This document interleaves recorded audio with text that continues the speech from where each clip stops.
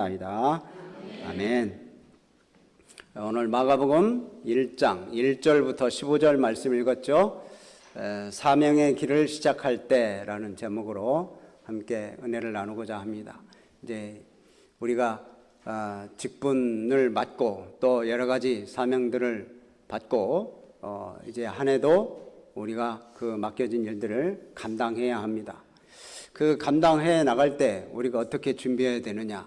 그래서 우리가 먼저 영적으로 바로 서기 위해서 우리가 특별 새벽 기도를 했죠. 말씀을 통해서 우리가 바로 서야 우리가 주의 일을 감당할 수 있습니다. 그래서 기도하지 않으면 주의 일을 감당할 수 없어요. 그래서 이제 우리가 사명을 감당하기 위해서는 먼저 하나님의 은혜를 구하는 기도를 드리는 겁니다. 오늘 새해 첫 주에 또 이제 귀한 말씀을 나눕니다.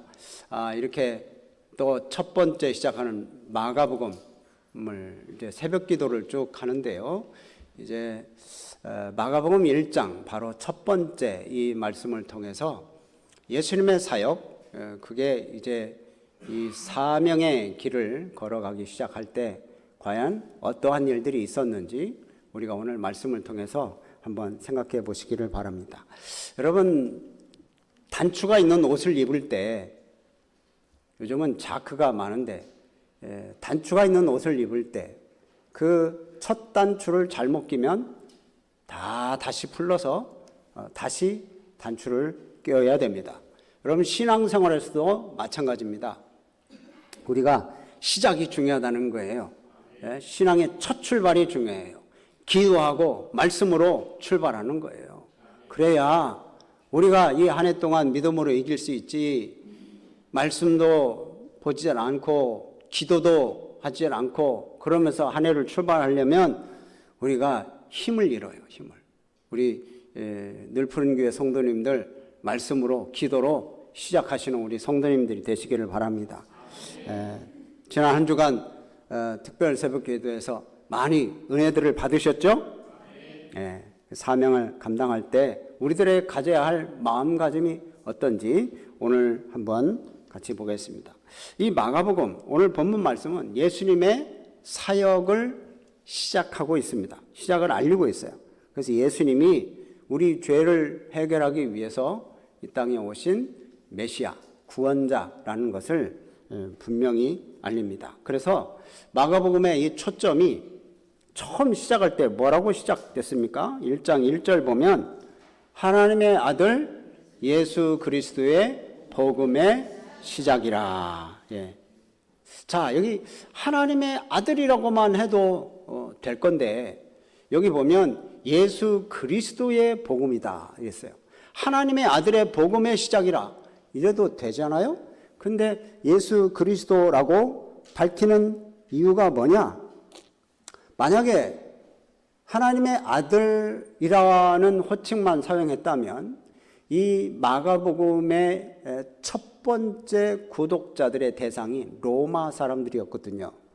근데 이 로마 그리스도인들이 이게 하나님의 아들이라고만 하면 오해할 수도 있습니다. 왜냐하면 그 당시에 로마의 황제, 또 로마의 황제의 아들, 또 이런 사람들은 또 영웅들은 다 신의 아들로 그렇게 인정을 했어요. 그러니까 만약에 예수님도 하나님의 아들이다. 그러면 신의 아들이라고 하면 영웅들 중에 한 사람으로 오해할 수가 있어요. 그래서 여기 보면 하나님의 아들 곧 예수 그리스도라고 덧붙인 거예요. 그래서 이제 예수님이 하나님의 아들이심과 동시에 바로 이 세상을 구원할 메시아다. 그리스도, 기름 부음 받은 자, 만왕의 왕이라는 뜻이죠. 그리스도다라는 것을 이제 밝히는 거예요. 첫 번째부터 그렇게 밝혀요. 그래서 이제 예수 그리스도의 복음의 시작이다라고 말씀을 하면서 여기 말씀을 보면 이제 첫 등장인물이 나옵니다. 그 누구죠? 자, 눈을 뜨시고 등장인물이 누굽니까? 세례 요한이 나옵니다. 세례 요한이 등장해요.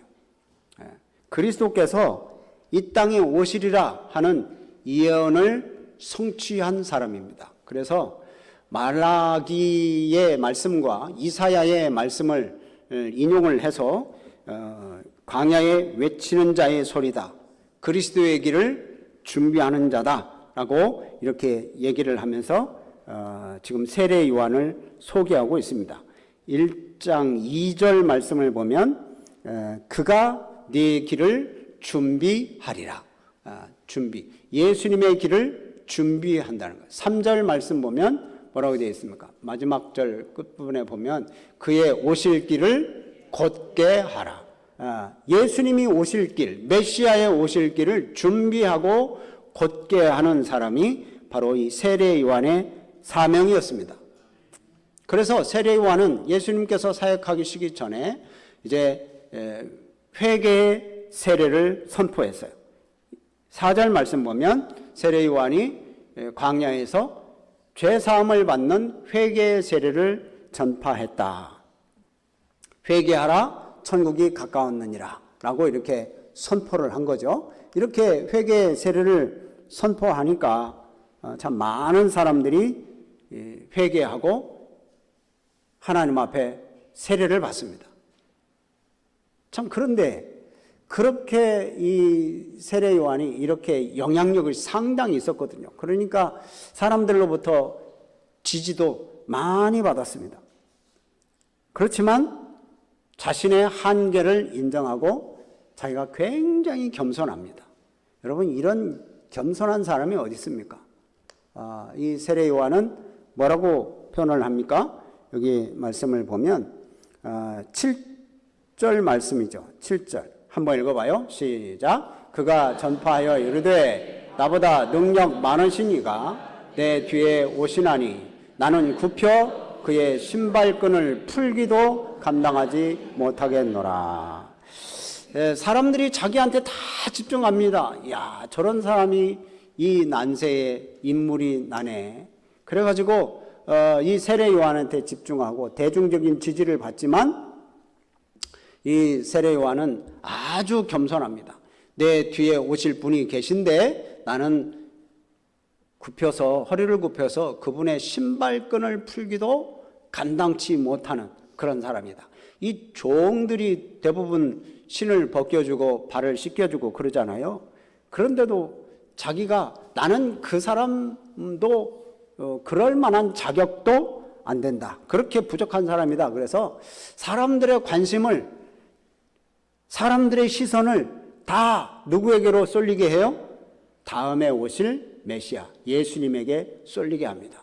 나는 아무것도 아니다. 나는 위대한 사람이 아니다. 내 뒤에 오실 분이 계시다. 그분은 훨씬 훌륭하신 분이다. 이렇게 자기를 완전히 낮춥니다. 여러분, 새해를 시작하면서 우리가 사명감을 가지고 출발하는 우리들, 이 사명자들은 내 자신의 수고를 높이고 내 명예를 더럽히려고 하지 말고 우리의 수고를, 우리의 일들을 다 주님 앞에 올려드리는, 우리들의 자랑을 또 우리들의 칭찬을 다 주님께 올려드리는 그런 성도님들이 되시기를 바랍니다. 아무리 대단한 일을 했어도 여러분, 그 일을 통해서 영광 받으실 분은 우리 예수님밖에 없어요. 아멘이시죠? 네, 저를 보시고요. 네. 자, 성도들은 바로 그러니까 이 사명을 감당할 때 이 세례 요한처럼 겸손히 그렇게 나를 낮추고 우리 주님만을 높이는 사람이 되어야 되는 것입니다.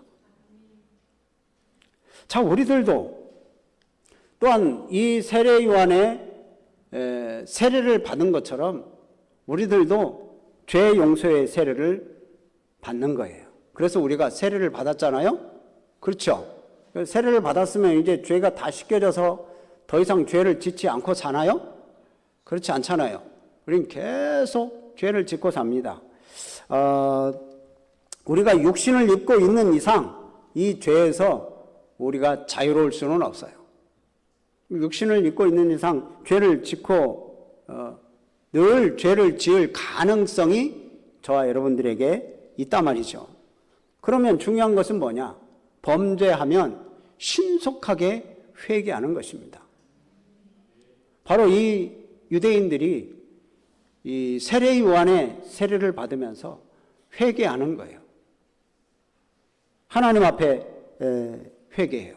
여러분이 회개하는 것을 지체하면 지체할수록 우리 영혼은 하나님과 교제가 단절되는 거고, 또 그러다가 우리가 큰 고통을 당하는 거고, 심할 경우에는 우리가 마음이 강팍해져서 영원히 우리가 소생할 수 없는 멸망에 이르게 되는 것입니다. 그러니까 우리들은 이 지금 마가복음 첫 번째 시작되는 이 모습을 보면서 죄를 청산하는 그런 모습, 회개하고 주님 앞에 다시 시작하는 그런 모습을, 새로운 마음으로 출발하는 그런 모습을 봅니다. 여러분, 우리들도 이렇게 과거에 죄악된 그런 모습들, 또 게을렀던 모습들 우리 다 청산하고 이제는 새로운 마음과 새로운 다짐으로 우리 예수님께 나아가시는 우리 성도님들이 되시기를 바랍니다. 바로 그게 이 죄사함 받고 새롭게 시작하는 것이 우리가 사명의 길을 시작할 수 있는 첫 발걸음입니다. 아멘. 그 다음에 이제 이 세례 요한이 이렇게 사역을 마친 후에 이제 예수님께서 등장하시기 시작합니다. 예수님이 등장은 뭘로 시작하느냐? 무슨 모습으로 시작하느냐? 여기 마가복음에 보면 요한에게 세례를 받으셨다는 기록으로 시작을 합니다. 그렇죠? 9절 말씀을 보면 요한에게 세례를 받으시고 이렇게 말씀을 합니다. 죄 없으신 예수님이 요한에게 세례를 받았다. 여러분, 이거 참 우리는 이해할 수 없는 일입니다. 그만큼 예수님께서 하나님의 말씀에 순종하셨다는 얘기예요. 그리고 겸손하시다는 얘기예요. 그럼 죄가 없는데 내가 왜 죄사함을 받는 세례를 받아? 그것도 인간 요한한테 어떻게 그렇게 내가 세례를 받을 수 있겠느냐? 그러면서 거부할 수도 있는데 예수님이 거부하지 않으셨어요. 세례를 받으시고, 예수님이 죄가 있어서 세례를 받으신 게 아니라 정말 하나님이시지만 인간이 되시고 또 이 죄인들과 동일시하기 위해서 세례를 받으신 거예요. 여러분, 겸손이라고 하는 것은 진짜 이렇게 낮아지는 거예요. 낮아지는 거. 주님이 낮아지신 이유가 바로 하나님 앞에 순종했기 때문에 그렇습니다. 신앙생활은 내 뜻이 이루어지는 그런 날을 기대하는 게 아니라 신앙생활은 하나님의 뜻이 이루어지기를 위해서 힘쓰는 것입니다. 그러니까 겸허히 낮아지는 사람이 예수님을 닮은 사람이에요. 그러니까 우리가 이 교만하면 그러잖아요. 내가 신앙생활을 몇 년 했고, 내가 직분이 뭐고, 내가 성경을 얼마나 많이 알고, 사실 그런 자랑할 필요가 없습니다. 우리는 단지 겸손히 하나님의 말씀에 순종하면 됩니다. 순종. 작년이죠. 우리 교회에 새로 오신 어떤 분이 이제 새로 오셨어요. 그래서 새가족도 환영도 하고 그랬었어요. 그래서 이제 새가족 성경 공부 한번 하시죠. 그랬더니 뭐라는지 아세요? 내가 직분이 권사고 신앙생활 한 지 몇 년인데 새가족 성경 공부를 하자고 하냐고. 그래가지고 기분 나빠가지고 그냥 가시더라고요. 여러분, 그거 교만한 겁니다. 새가족 성경 공부를 하자고 하는데 이 교만한 마음을 가지고 있으면 안 되죠. 늘 예수님처럼 그렇게 겸손하게 낮아지는 그런 모습이 돼야 되는 거죠. 내가 한 게 얼만데 이렇게 하면 안 돼요. 우리들도 역시 마찬가지입니다. 겸손하면 하나님의 사랑을 받습니다. 예수님이 겸손히 이 세례 요한의 세례를 받고 올라오실 때 하늘이 열립니다. 그리고 하늘이 열리고 하나님의 음성을 듣는데요. 11절 말씀을 읽어봅니다.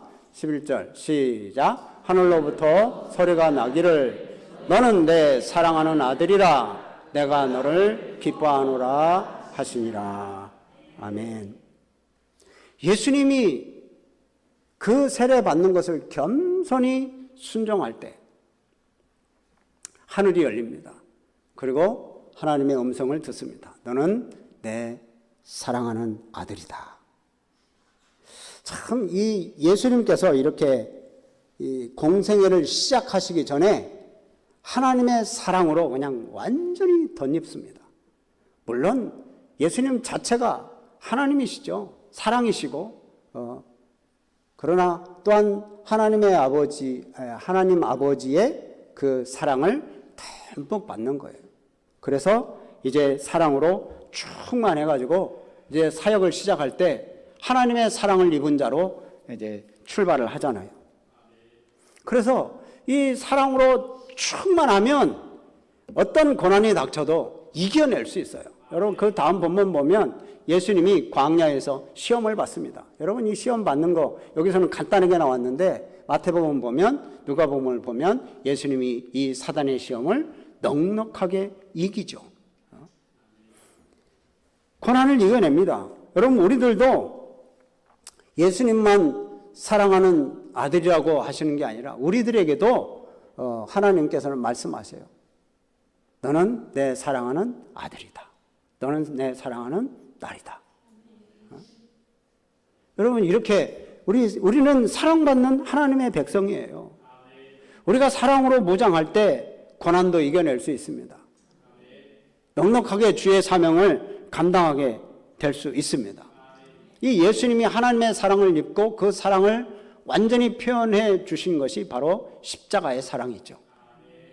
이 하나님의 사랑이 바로 십자가로 확증된 겁니다. 여러분 하나님의 사랑으로 충만한 사람은 사명의 길에서도 고난을 당해도 그 고난을 넉넉하게 이겨내는 거예요.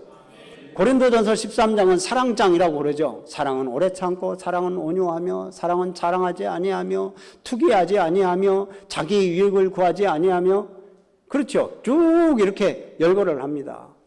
그래서 이 사랑은 그런 것인데 그러면서 사랑장 13장 7절 말씀을 보면 이렇게 나옵니다. 함께 읽죠. 시작. 모든 것을 참으며 모든 것을 믿으며 모든 것을 바라며 모든 것을 견디느니라. 사랑하면 사랑이 충만하면 모든 것 참고 모든 것 믿고 바라고 견딜 수 있는 힘이 있는 거예요. 예수님이 너는 내 사랑하는 아들이다 라는 그 음성을 듣는 것처럼 여러분 우리들도 늘 하나님이 우리를 사랑하시는 줄로 믿으시기를 바랍니다. 그 사랑을 받으면 우리는 참을 수 있어요. 견딜 수 있어요. 소망하는 게 있어요.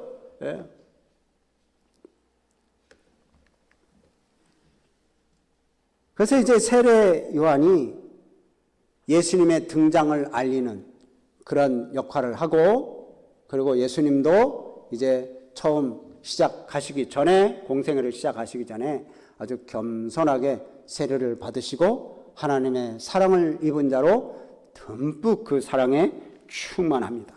그리고 예수님이 이제 사역을 시작하시는데요. 언제 사역을 시작하시는지 한번 볼까요? 14절 말씀입니다. 자, 14절 시작. 갈릴리에 오셔서 하나님의 복음을 전파하여. 여기 보면 요한이 잡힌 후에 예수님께서 이제 복음을 전파하시기 시작합니다. 요한이 어떤 일을 했습니까? 주의 길을 곧게 하고 주님의 길을 준비하는 그러한 역할을 한 사람이잖아요. 그 사람이 이제 자기 역할을 다 했어요. 이제 잡혀서 감옥에 있는 거예요. 이제 자기 역할은 다 끝났습니다. 그때 주님께서 일하기 시작하는 거예요. 여러분, 우리들도 내 맡겨진 일들 잘 감당하면 주님이 그다음부터 일하셔요. 예. 오늘 우리가 첫 주일을 준비하고 있습니다. 내 사명이 끝날 때까지, 내가 이 세상 끝날 때까지 우리가 맡겨진 일들 잘 감당하면 그 하나님께서 그 이후에 우리 하나님께서 일들을 하시는 거예요. 보세요. 세례요한이 사명을 완수한 후에 예수님께서 사역을 시작하신 거예요. 하나님은 모든 일에 때가 있습니다. 때가. 우리 인생에도 하나님의 때가 있습니다. 전도서 말씀에 그러잖아요. 날 때가 있고 죽을 때가 있고 심을 때가 있고 뽑을 때가 있고 웃을 때가 있고 울을 때가 있고 뭐 그런 때가 쭉 나옵니다. 그럼 그런 때를 잘 분별할 수 있는 지혜를 달라고 우리가 간구하는 거예요. 그래서 우리가 기도해야 된다는 거예요. 바울이 그러잖아요. 바울도 보라, 지금은 은혜 받을 만한 때요 구원의 날이로다. 여러분, 우리는 지금 뭘 할 때입니까? 사명의 길을 시작할 때입니다. 올 한 해 맡겨진 일들, 가정에서나 교회에서나 직장에서나 내 주어진 삶에 맡겨진 일들, 이제 그 사명 감당을 시작할 때입니다. 그러니까 사명의 때를 놓치지 않고 신앙생활에 우리가 열심히 매진해야 됩니다. 그러면 주님이 다시 오실 그때 우리를 칭찬하실 줄로 믿습니다. 그래서 우리가 오늘 여기 본문 말씀에서 보면 예수님이 사역의 길을 예비했던 이 세례 요한처럼 이제 하나님이 하실 일들을 위해서 우리가 준비하는 우리 성도님들이 되셔야 돼요. 하나님께서 우리 교회를 통해서, 우리를 통해서 또 우리 가정에 어떠한 일들을, 우리 교회에 어떠한 일들을, 우리 나라와 민족에 어떠한 일들을 하실지 우리는 아직 모르잖아요.